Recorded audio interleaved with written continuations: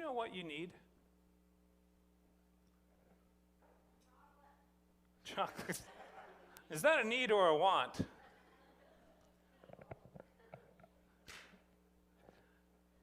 We often get those confused, don't we?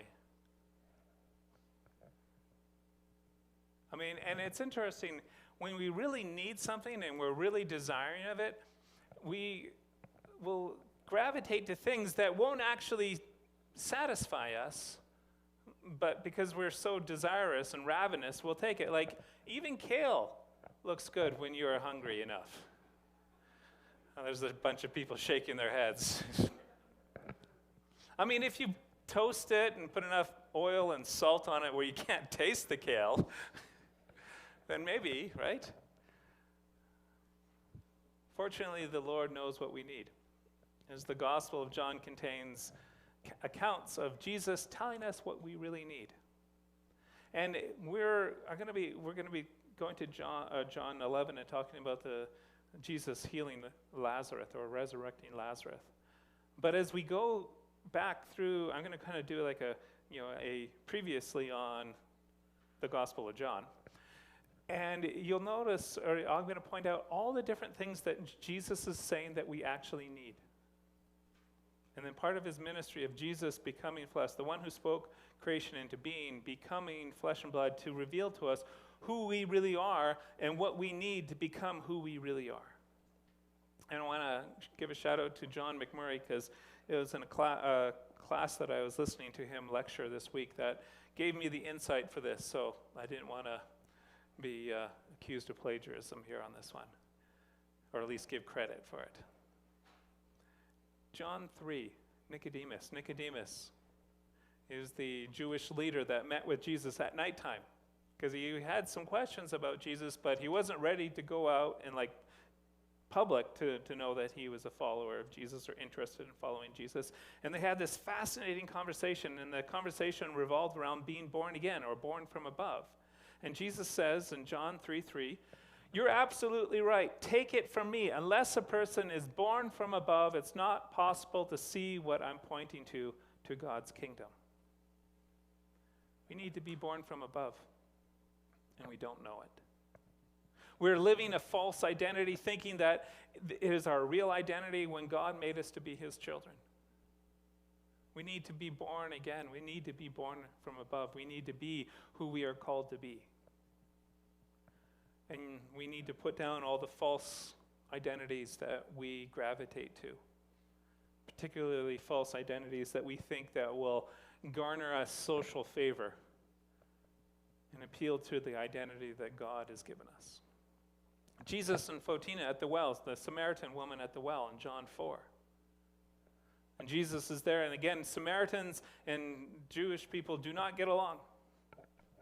And particularly, they do not eat together, and they were viewed as kind of like the unclean half-brother, confused cousin of the Jewish people. And they did not get along, and yet Jesus asks for water from this woman.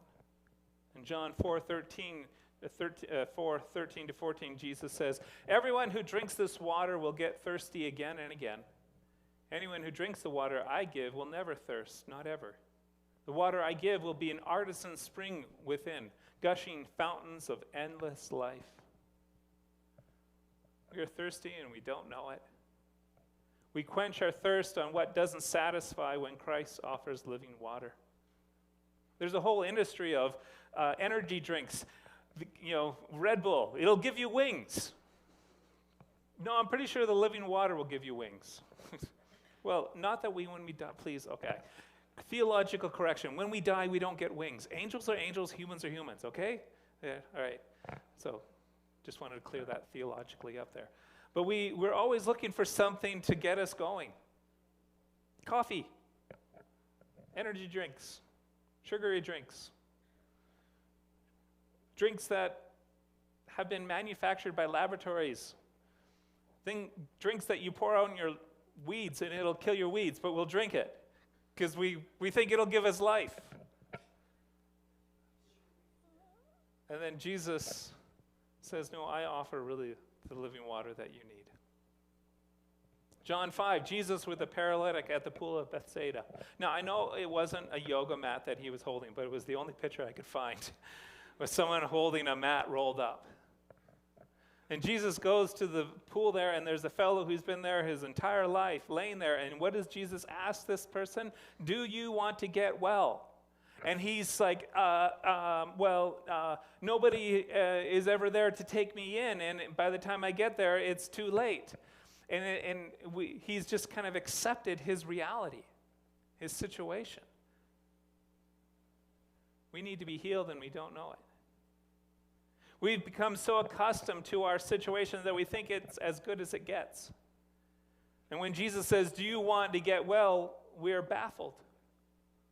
We think our identity is our situation or whatever challenge that we're facing, not the fact that we are born from above and that we are a child of God.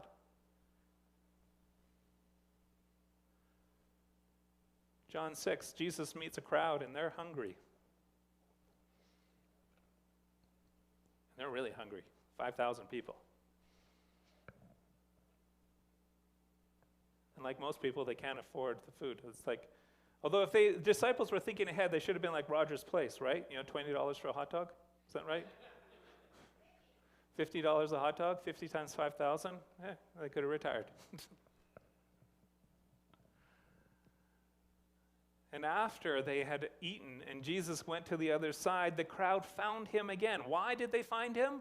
Because they were hungry again. Jesus says, very truly I tell you, you are looking for me, not because you saw the signs I performed, but because you ate the loaves and had your fill. Do not work for food that spoils, but for food that endures to eternal life, which the Son of Man will give you. We are hungry for the bread of life, and we don't know it. So we're filling ourselves up on the junk food of life that satisfies for only a moment. This week, we had a late board meeting with another church. And I was driving home and I saw the Golden Arches. And growing up in a poor family, they used to have these hamburger lunches at school. But my farm family, we couldn't afford the $5 or whatever to get the meal. And so I would be eating bologna while everyone else had the cheeseburgers, right? And so for me, it's like, oh, that cheeseburger, that says comfort, right? So even though I'm not supposed to eat wheat, and I found myself in my car driving through the drive-thru, but I only ordered 2, not 4. So I showed some restraint, right? And of course, it's like 2-minute drive from McDonald's to my house, right? And I ate them within that 2 minutes. And it tasted so good. And then I got into the house and I was like, oh, we fill ourselves up on the Twinkies of life when God is offering the living bread, hey? Jesus, an angry crowd. That's kind of a vague description. When was Jesus not around an angry crowd? He's one of those people that, again, there's that scene in The Chosen where Jesus is getting in trouble in the synagogue and Lazarus is trying to defend him and Jesus is saying, well, that's actually, even though I didn't say it, that's what I meant. And Lazarus turns to Jesus and says, Jesus, you're not helping right now.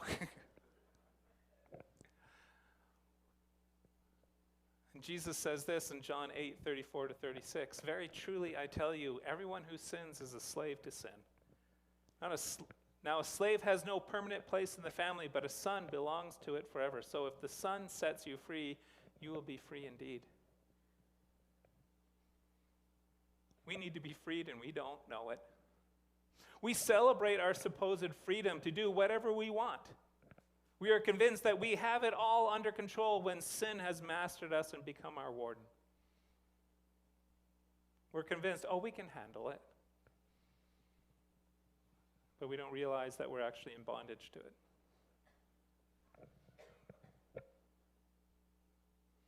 Jesus and the blind man in John 9.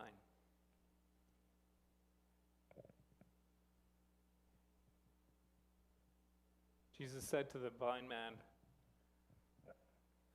after he spit in the mud and put mud in his eyes. So there's that expression, here's mud in your eye. Go, he told them, wash in the pool of Siloam. So the man went and washed and came home seeing. We have been blind from birth and we don't know it.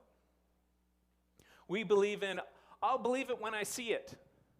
Yet because of this, we are blind to see when God shows up. We live in such a crazy materialistic world.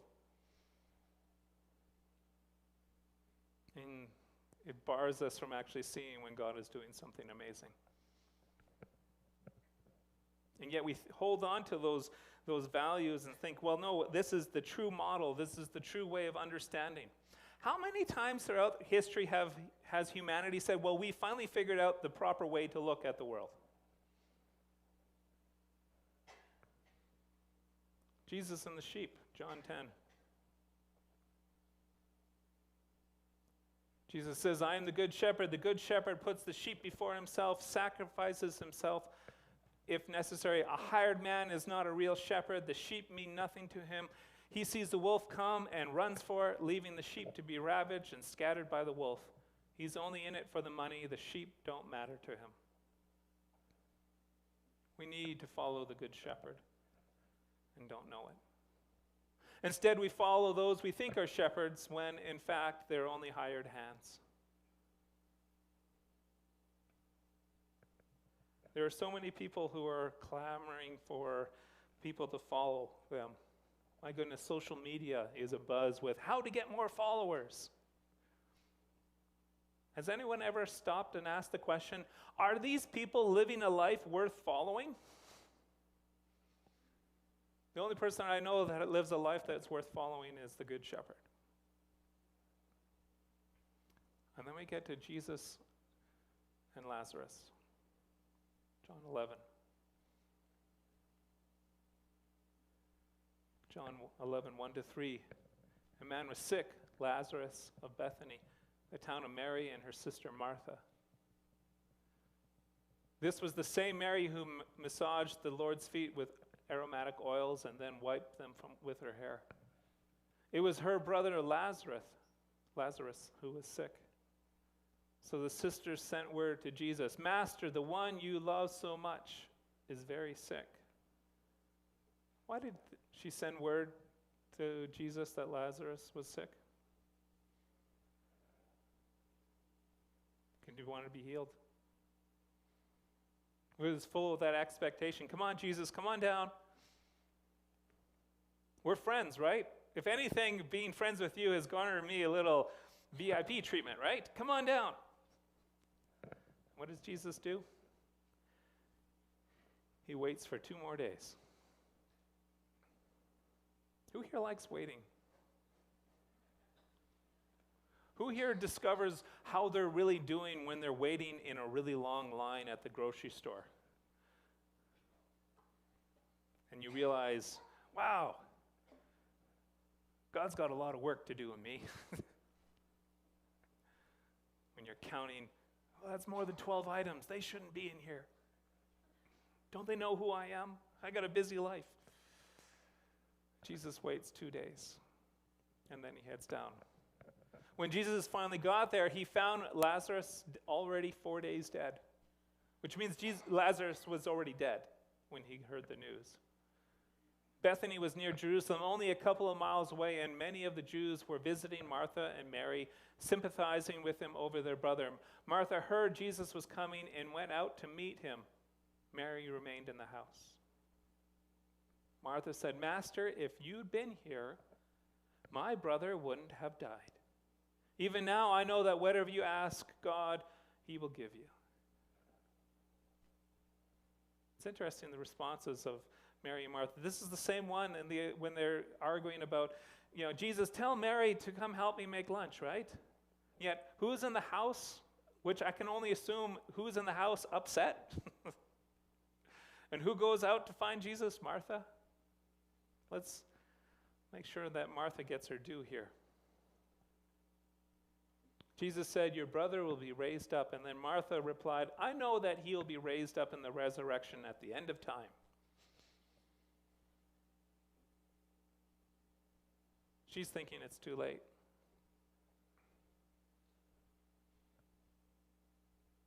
It's done. It's over. It's too late. How many times have us felt that? And then Jesus said, you don't have to wait for the end. I am right now, resurrection and life. The one who believes in me, even though he or she dies, will live. And everyone who lives believing in me does not ultimately die at all. Do you believe this?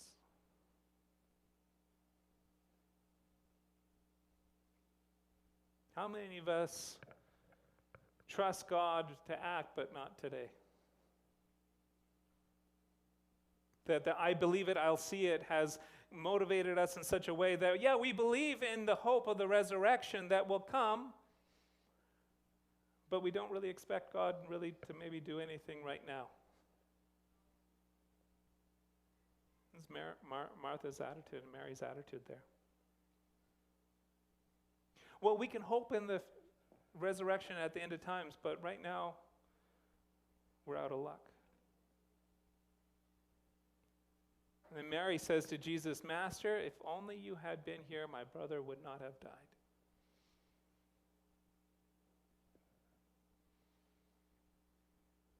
There's a moment to pause here on this thought. This is such an incredible insight. Again, Jesus being moved by his friends. And he's being moved because they think death is the end.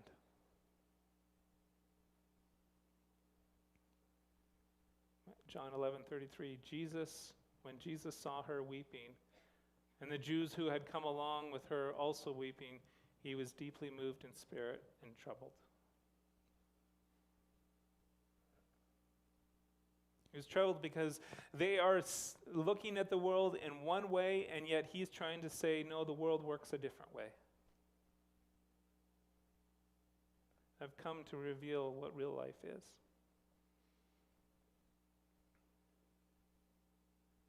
We have a God that knows us. We don't believe in a deist God who created the world and left it to us to do our best. Instead, we have a God that not only spoke creation into being, but became flesh and blood to redeem this world and reveal what we need.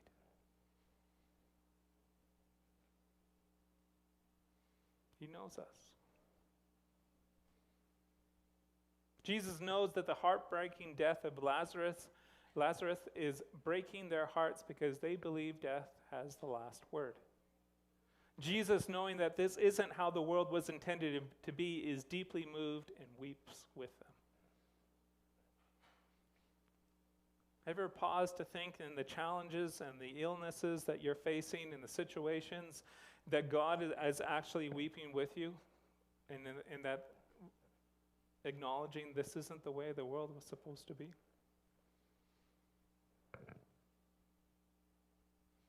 But God meets us where we are. So grateful for that. That even in Mary and Martha, even in their frustration, anger, doubts, Jesus meets them there. So what does that say to us? When we are angry, we're frustrated, and we're full of doubts, Jesus will meet us in that as well. He's not like Jesus is saying, well, I would like to help you, but you need to change your attitude. No. He meets you where you are at and then changes your attitude. I think it's so powerful for us to pray with expectation that God is going to do something rather than resignation of what is. Verse 38, Jesus, once more deeply moved, came to the tomb. It was a cave with a stone laid across the entrance. Take away the stone, he said. But Lord, said Martha, the sister of the dead man, by this time there is a bad odor, for he has been there for 4 days. Again, Martha is like, Jesus, he's dead. And as the King James puts it, he stinketh.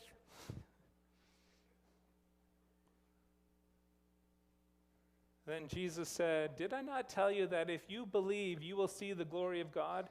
So they took away the stone. Then Jesus looked up and said, "Father, I thank you that you have heard me. I knew that you always hear me. But I said this for the benefit of the people standing here. That they may believe that you sent me." When he had said this, Jesus called in a loud voice, "Lazarus, come out." The dead man came out, his hands and feet wrapped from strips of linen with a cloth around his face. Jesus said to them, "Take off the grave clothes and let him go."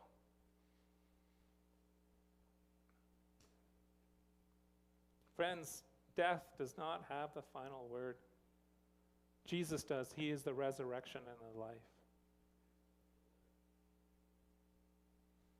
What do you need from the Lord?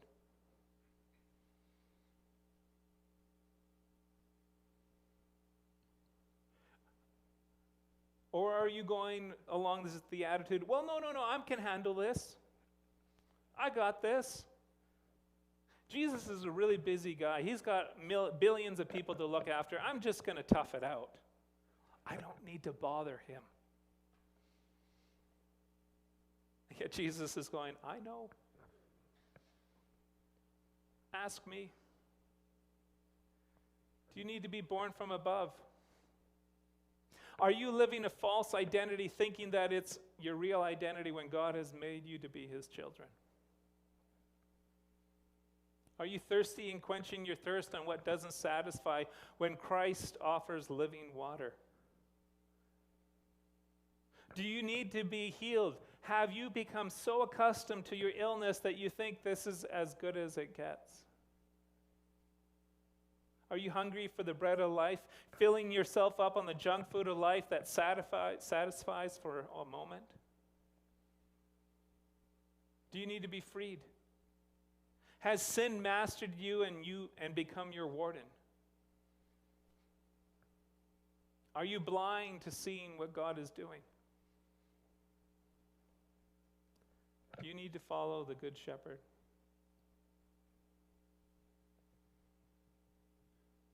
Jesus knows what you need.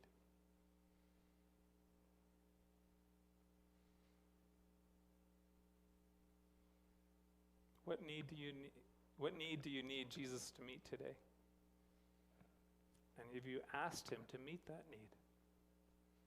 As I was finishing this sermon, I felt the Holy Spirit say to me, well, Michael, since you're going to ask everyone else this question, why don't you ask me this question? I'm like, oh, come on, Lord. Just write it. I don't do it. If that was only true, hey? And as I stopped and I paused and I said, Lord, what is it? What do I need?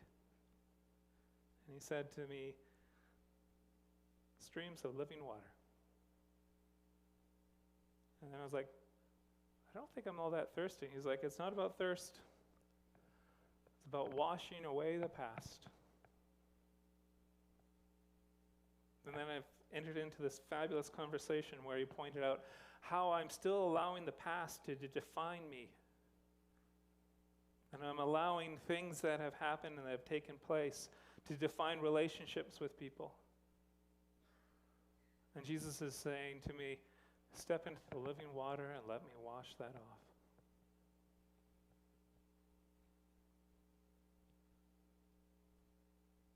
Let me have the last word. Where do you need Jesus? What need is it that you have that only he can meet? I invite you to take that time and ponder that question and to sit with him and see what comes to mind. Judging by the face of some of you here, I can see that you've just met with Jesus and he's already told you.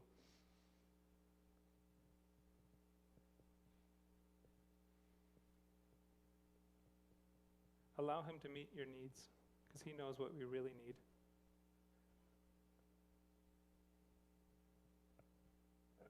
Amen. I'm going to invite the worship team to come up.